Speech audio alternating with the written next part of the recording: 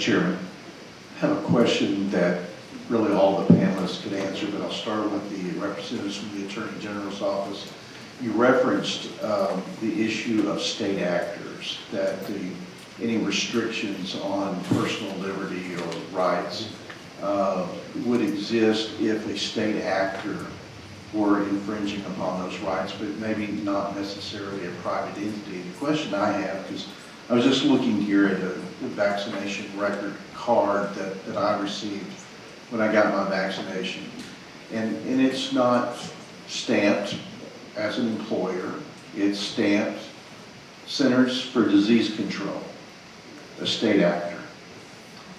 I would assume that the employees for Tyson's or Walmart or whatever private entity is requiring employee vaccinations, that they would be given a similar card that would be stamped by a state actor, Centers for Disease Control.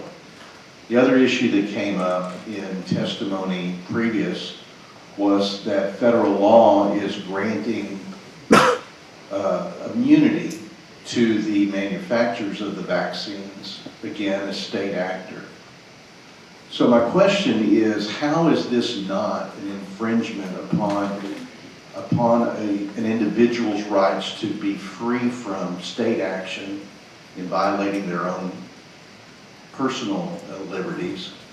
And then I'll have a follow-up to that, because I think that there's a parallel that I could give. But could you give us some clarity on this issue of where being a state actor stops and where a private enterprise, their rights begin, even though they are enforcing the actions of the state?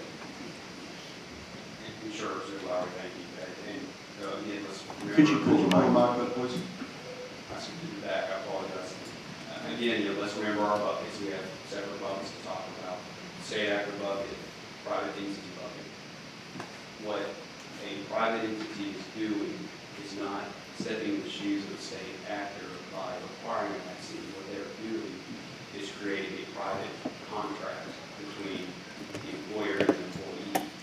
The employer is saying, employee, as a condition of you remaining here being an employee, you're contracted with me that you will receive said vaccine.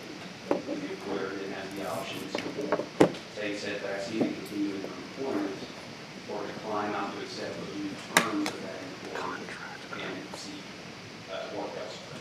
If that makes sense. Well, it does. Let me give maybe an anecdotal or parallel example that maybe would fit better, where we can separate ourselves from the passion of healthcare. Say Homeland Security decides that for the protection of America, all employees, all Americans should be microchipped.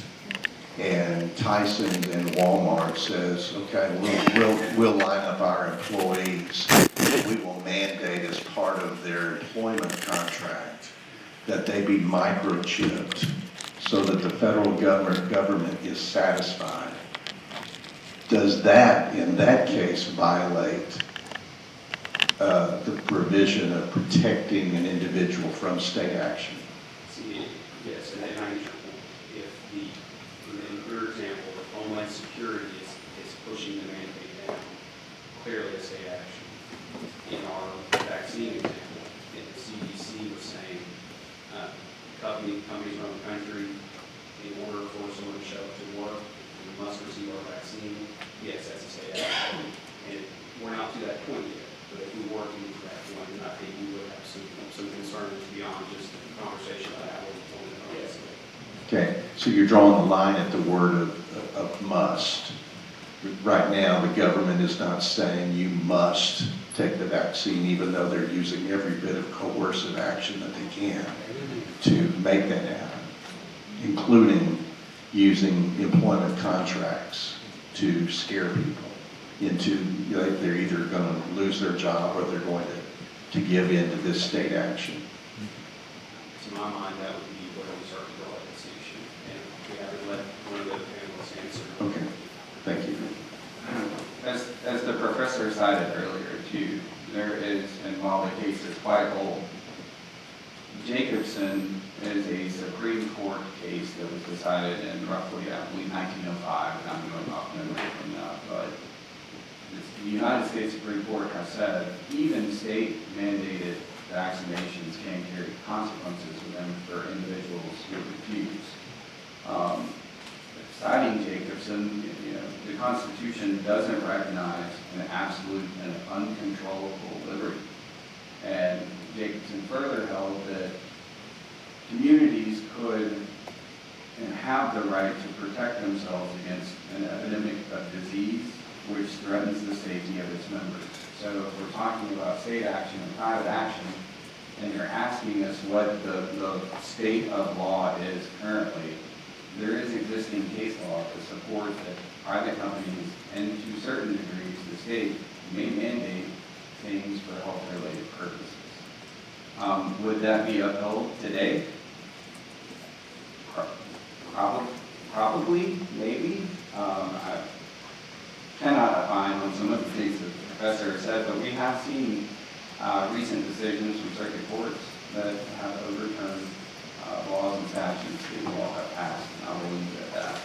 Well, and how would that not be discriminatory if, for instance, in the example of Walmart, you're only requiring associates who work at the home office to get vaccinated and also vendors, but you're not requiring associates in the locations, the stores, where frankly there is more exposure to the general public and they're protecting their health?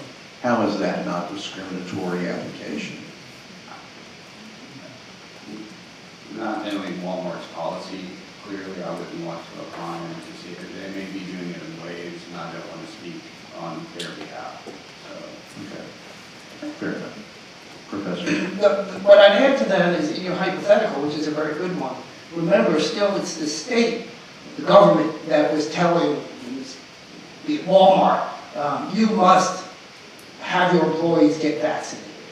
It's the state that's the state actor. Walmart doesn't become a state actor in that position. So the state is still liable, the state can be sued, but Walmart cannot be sued. Now, there's a way to make it that you could sue Walmart. You pass a statute, and you prohibit, as you did for public entities, for private entities. I'm not suggesting you do that or don't do that. That's your call to make, not mine. But that's the mechanism that you control the behavior of private actors.